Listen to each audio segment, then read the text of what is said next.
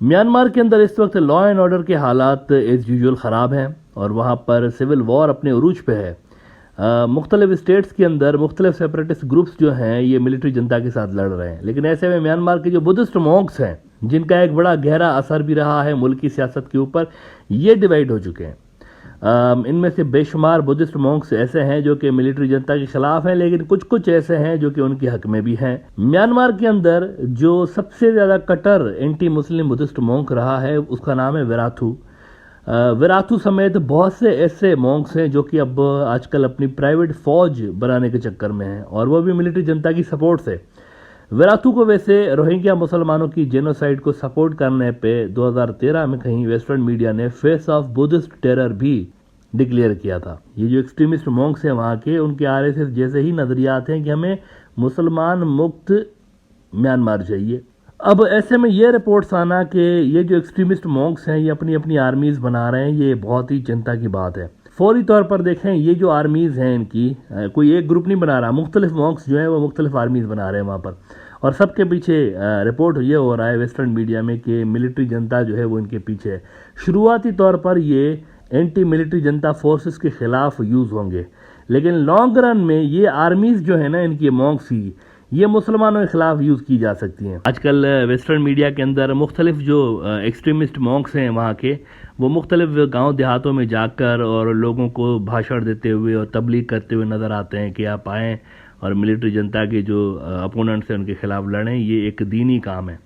Japan times ने report किया था कि monk militia the Buddhist clergy banking Myanmar से जनता, इसमें वो ऐसे ही एक नए मिलिटेंट ग्रुप की साइज के हवाले से वाथवा जो मॉन्क है उसको कोट करते हुए लिख रहे हैं कि he says he has personally founded many militias to fight pro-democracy groups and he has more than 4,000 followers।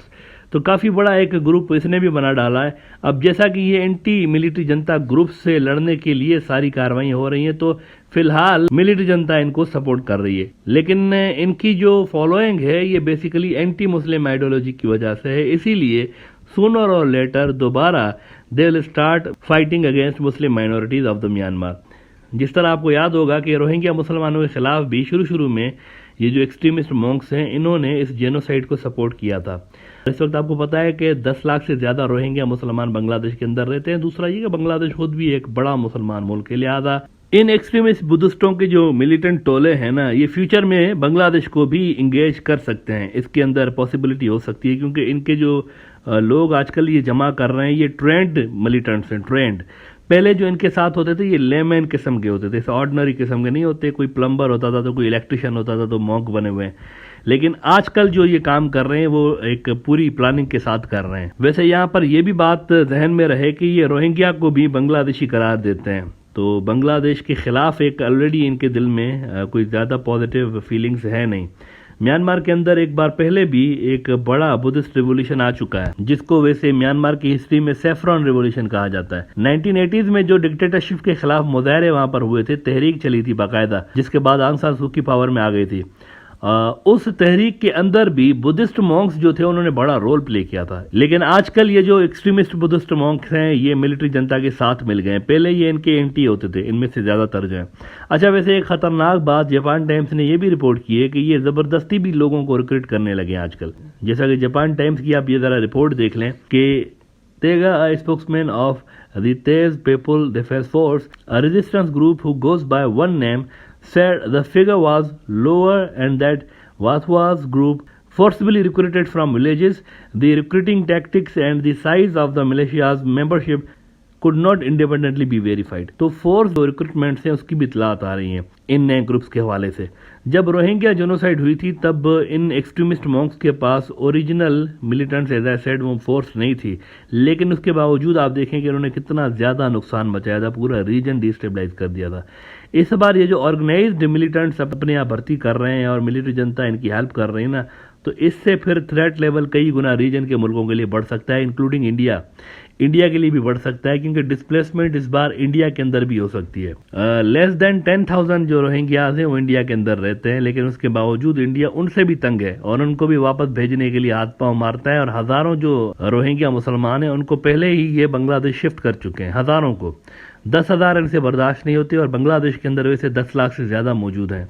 तो ये वाला जो एलिमेंट है ना, एक्सट्रीमिस्ट जो मॉन्क्स वहाँ पर परवान चढ़ रहे हैं और खुलेआम अपनी मिलिट्रीज बना रहे हैं, ये रोहिंग्या इशू को मजीद ड्रैग कर सकती हैं, डीरेल कर सकती हैं उस नेगोशिएशन प्रोसेस को। ये जो वापसी का उनका बातचीत चल रही है उसको डीरेल कर सकते हैं लॉन्ग रन में। लिहाजा Bangladesh must keep an I on this issue. ये बहुत बड़ी डेवलपमेंट है वहाँ पर। 4000 तो एक वाथवा वाला जो ग्रुप है उसका मैंने आपको बताया ना, अगर सारे एक्सट्रीमिस्ट मॉन्क्स का आप मिला दें तो 10, 15, 20 हज़ार भी हो सकते हैं।